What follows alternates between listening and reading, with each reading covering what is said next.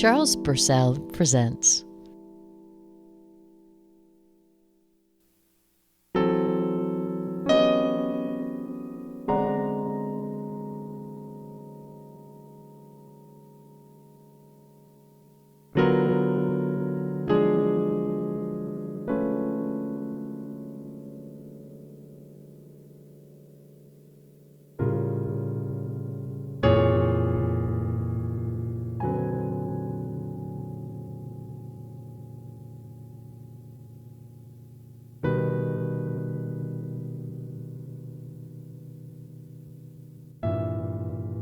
I'm going to tell you what I did. This might be advice for what you can do. If you find it useful, great. Otherwise, it's just, I guess it's just my story. I don't want to tell you what to do. I don't want to tell you that my way is the only way. It's after very, very long, deep thought and living my life, this is what I've come up with. I first decided to do no harm. You know, like the doctor's oath. First, you do no harm. I'm sure there's a Latin phrase for that. I don't know what it is.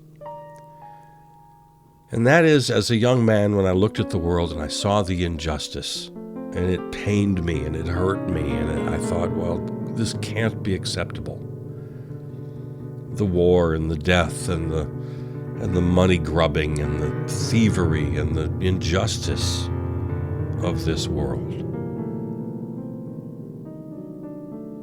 I decided first I acknowledged that I see it, and I didn't turn away. I wanted to do something about it. I didn't know what to do. So at first I decided, okay, at least I'll do no harm. And so I decided very early that I wouldn't make my living as a cog in the machine. I wouldn't work for a big corporation. I would never do it. I remember at the time thinking, I'd like to only work for nonprofits. I'd like to completely stay out of the profit world entirely because, by my analysis, and I won't go into this because in other programs, this is all I ever talk about, is that part of the equation. My analysis that profit really is the root of all evil. The love of money is not the root of all evil. Money itself is the root of all evil. And I believe that. And again, we don't have to get too deeply into that today because I spend a lot of my time talking with you about such things. But when I decided that, then I said, well, I shouldn't take part. If I don't know how to fix this problem, at the very least, for my own moral well-being, I have to just first do no harm and stay away from it. So I wanted to work exclusively in the nonprofit world. And that didn't always work out. But at the very least, I would try to stay out of the corporate world where I saw the real evil happening. It's one thing to work at a mom and pop. So, for example, my first real job was at a newspaper, privately owned. It wasn't a nonprofit. I felt pretty good about it. It was just a little local mom and pop operation. It was a newspaper. They were good people trying to do good work. So I felt okay about that. It fit into my overall plan.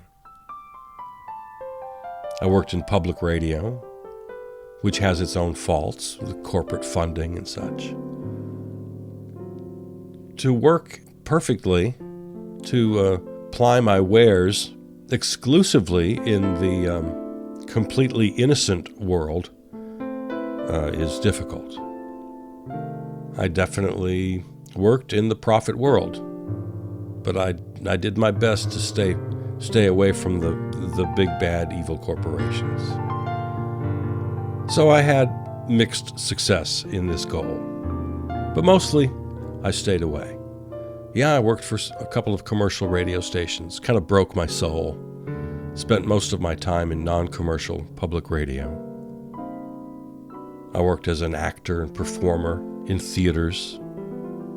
Worked for a long time in the public school system in various roles as a theater director and audio-visual director. And I taught for a while. I ran a media broadcast studio at a large high school, radio and television.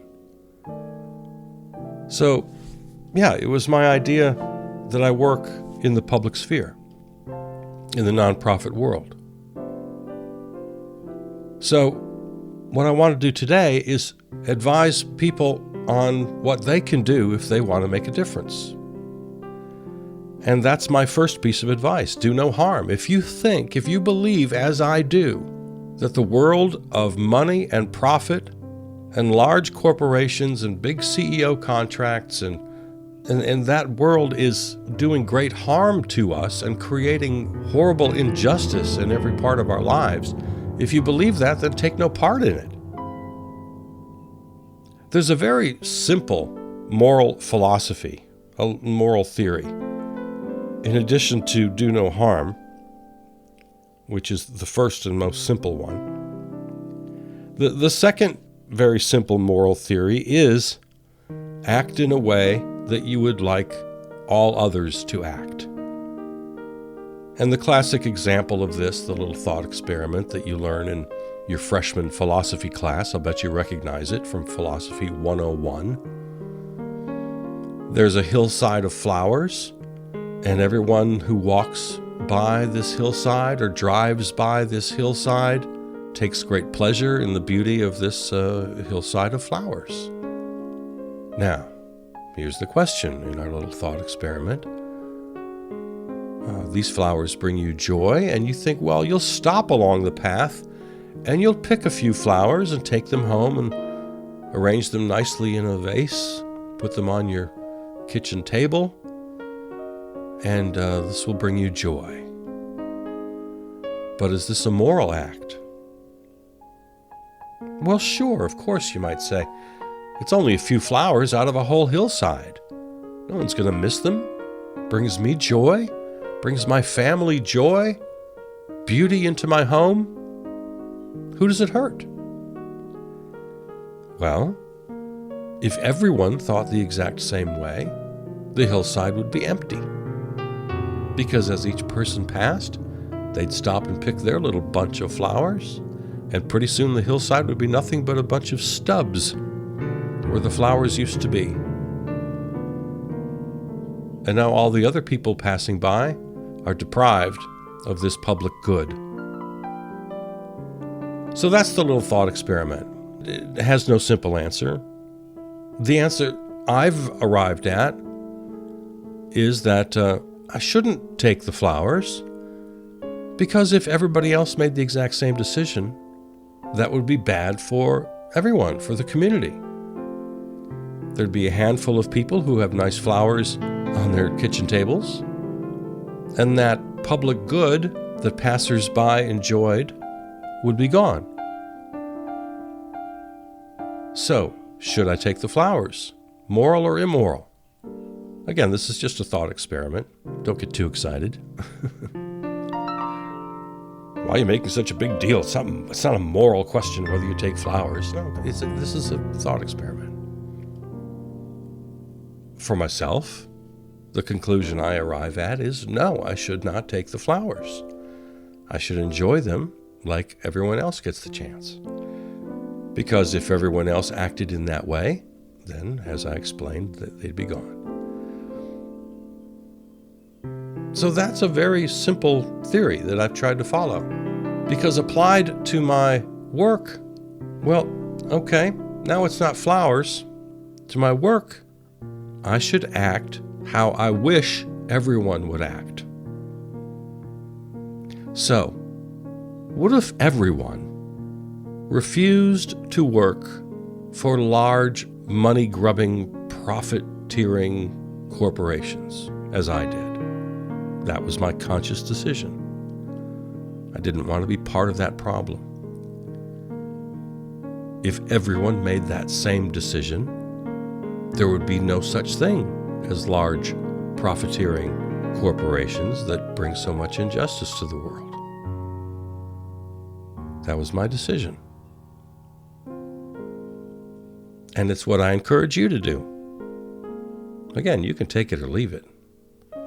I'm usually not one to give big advice. I'm just telling you how I'm looking at it. I believe that no one should pick the flowers off of the hill. I believe that no one should work as a cog inside that corporate system. Well, how would we have our goods and services? We'd still have them. We just have to organize a different way. Well, what way? There's no blueprint. I have no blueprint. But I do have faith in the ingenuity of the human race. We've been on this planet for many hundreds of thousands of years, and we found ways to do it. If we abolish the profit system tomorrow, it doesn't change the resources on the planet. It doesn't change our ability to innovate. It doesn't change anything about us and our material world. Not one single solitary thing. It only changes, or it'll force a change, in how we organize ourselves. So that was my decision. How can I make a difference? Well, at least do no harm. And that's where I started. The other reason it's hard to give advice about what people should do is because everyone is different. Everyone has different aptitudes, different talents, different likes and dislikes, personal taste. In my particular case, I've always been an artist, a performer, a musician. You know, that's sort of end of the scale. I've been on stage. I very much enjoyed the scholarship of college. I really enjoyed sort of the thinking and the ruminating and the thought experiments like I just talked about. These are my interests. These are my aptitudes. I come by them naturally. So I like to think. I like to write. I like to talk. I like to perform. I like to sing. For a long time, I did visual art, cartooning, caricatures, and portraits. And I did some commercial art for a while, graphic art. So that's where I am. And so that'll change how you act in the world. You might have a whole different list of interests, of talents, of aptitudes. Use your talents for the good.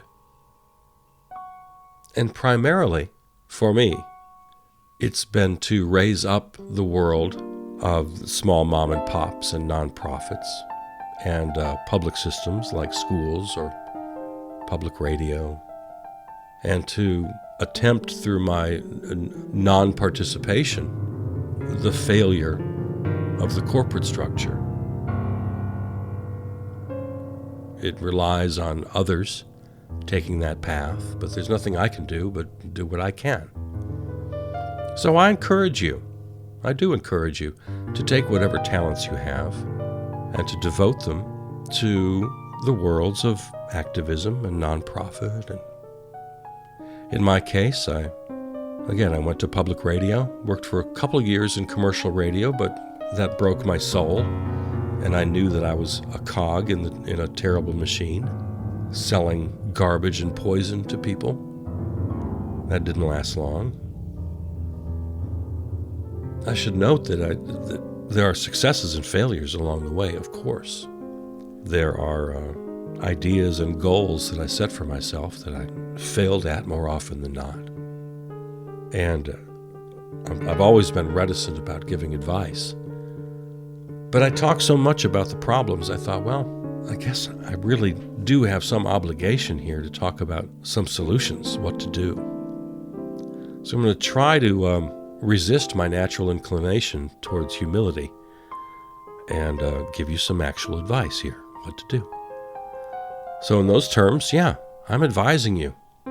Do whatever you can to extricate yourself from the money profit world in your work. Do what you can. I know you have to support yourself, and you might have to help support a family, kids. So you do what you need to do. I'm not going to blame you if you make certain decisions. But that's my advice. That's my honest advice. To the extent you're able, try to extricate yourself from the money profit world. Because if enough people did it, it would simply just fall. It would just simply collapse. And we as a human race would just be forced to find another way. And I have every confidence in the world that we would find another way. All right, what else can you do? Let's get the really easy ones out of the way. They've stood the test of time, and they're absolutely, unassailably true. And that is protesting in the streets. Numbers matter. Making sure that the masses of people who believe in fighting an injustice, just the sheer fact that they're there, that we show up. And as I've said in other venues over the years, there's a long and proven record of success. From anti-war protests and civil rights protests for LGBTQ people, folks of color, women, go back to the horrible era of enslavement. You have to make your voice heard. You have to holler loud. There's also the great tradition of civil disobedience, which I encourage. There again, you have to decide your level, your ability. Maybe you've got responsibilities for a family. Maybe it's hard. I'm not going to make that decision for you. But some of us, at least, enough of us, engaging in civil disobedience, again, proven track record. And by civil disobedience, let's be clear what we mean. That means disruption. That means breaking the law. You're not allowed as a protester to block a building. It's against the law, and you'll be arrested. That's civil disobedience. Sit down in the middle of a highway with hundreds of your comrades. It's against the law. You will be arrested. You've been told to disperse from your march, and you refuse. It's against the law. That's civil disobedience. And you know it's against the law.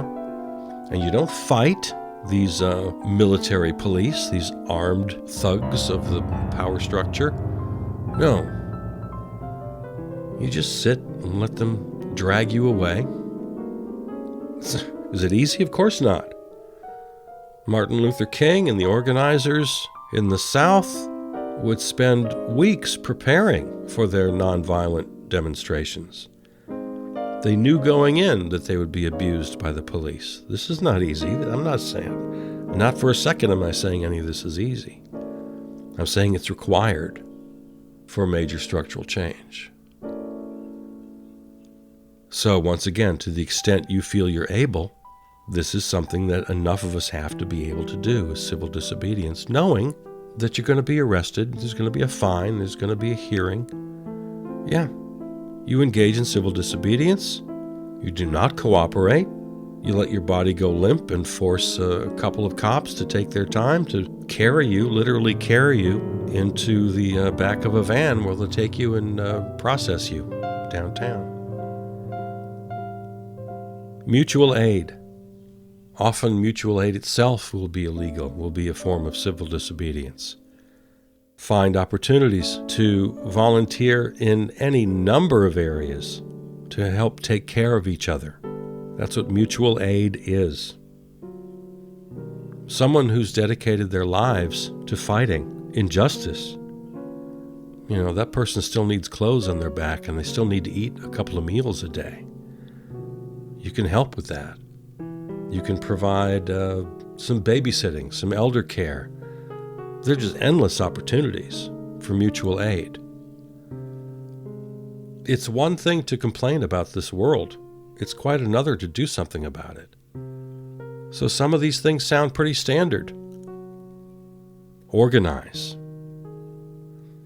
Many people will say, don't bother with electoral politics. That's a lost cause. I'm not there yet. I think electoral politics are still part of the part of the puzzle, one piece.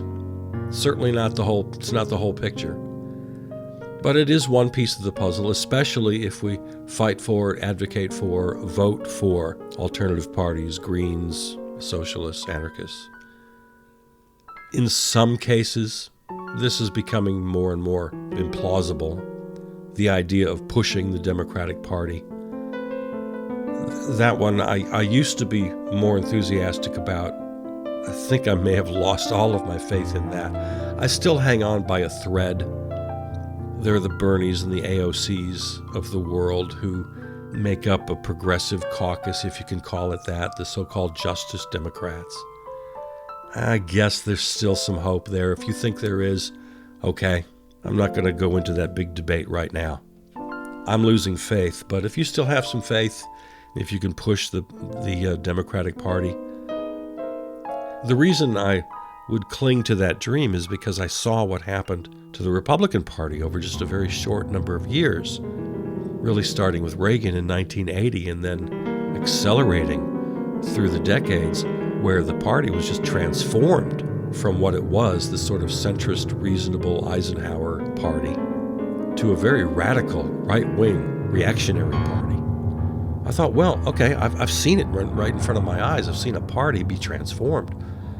Why couldn't the Democratic Party be transformed from a little center-right, wishy-washy, ineffective party to a strong, even radical social justice party, Labor Party?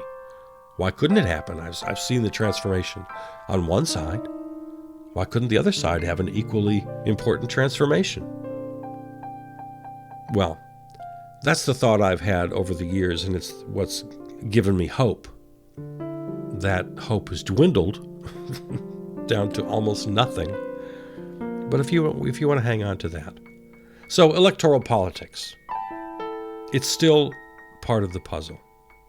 Mutual aid is a much bigger part of the puzzle. Traditional protests, marches are a bigger part of the puzzle. Civil disobedience, for me, is growing and growing and growing in my mind over the years as the most important thing to do. And then back to the do no harm. Every decision you make, you should always have that idea with you. First, do no harm. So in my case, as I've already explained, it's who I would work for and who I would work with. It also led me to be a minimalist. I buy nothing unless I really need it. I buy the tools of my trade. I'm looking at a computer and a mixer and I'm talking into a microphone and, I have the tools of my trade, so I bought those. But when it comes to consumer goods, furniture, clothing, gadgets, I don't buy things. I quite literally don't buy them. I have clothes that I've had for years. I have furniture that I've had for years and years and years and years. My coffee table is an old-fashioned steamer trunk that belonged to my great Aunt Amelia when she immigrated from Sweden to the United States. Yeah, I don't buy things, and when I do, when I have to, I'll buy them from a thrift store. So I don't buy things, and that's what I recommend. Don't buy things. Like not working as a cog in the corporate machine, it would force that corporate machine to just reorganize, retool. If, using my simple moral theory, do what you wish all others would do. Okay, what if all others just stopped buying things? If they drove the same car for 20 years, if they bought shoes that lasted 10 years and never bought another pair of shoes for 10 years. If everyone did that, if everyone stopped buying things, the entire system would collapse. It would fail. It would implode. There'd be nothing left of it. And then we just have to organize in a new way. In a new and better way that didn't exploit the earth and didn't exploit each other and our labor and our bodies.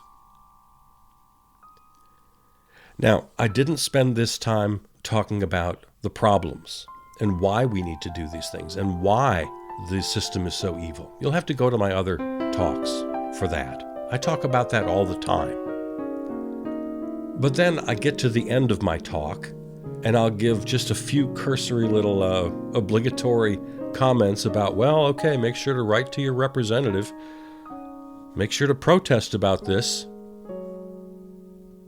What I wanted to do today is talk a little bit about what you can do and what we all should do. We should all do no harm. We should turn our backs. We should reject, again, to the extent you're able, completely turn your back on the money, profit, corporate system that rules us undemocratically. Let's see, have I forgotten anything? Probably, yes, I've forgotten many things probably. I still recommend, like I'm hanging on to a little hope in electoral politics. If you can run for your local school board, town council, if you can be involved in that, that makes a big difference. I still believe that. It might sound naive, but I still believe it. The way you consume media, we didn't really talk about that, but we could at length. If you're consistent with the non-corporate, non-profit idea, then you find non-corporate, non-profit media. And that's where you're going to get what you need to know. And the more time you spend in corporate, for-profit media, the more you're going to be damaged, quite literally, by that. Your ideas, your notion of the world will be skewed in their favor. So I've left out many things, I'm sure. But for today, let's at least get started in that direction. What can you do? There's a lot you can do. And these are the things I recommend.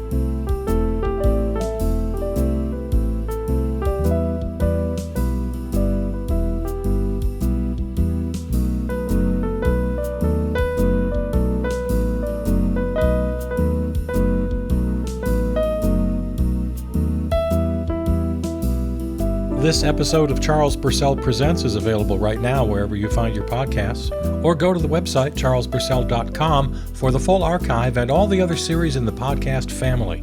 Follow me on Facebook, write to me at charlespurcell@gmail. Thanks to our flagship terrestrial station, River West Radio, riverwestradio.com. Theme music composed and performed by Peter Donalds. From the New Arts and Media Studios in Milwaukee, I'm Charles Purcell.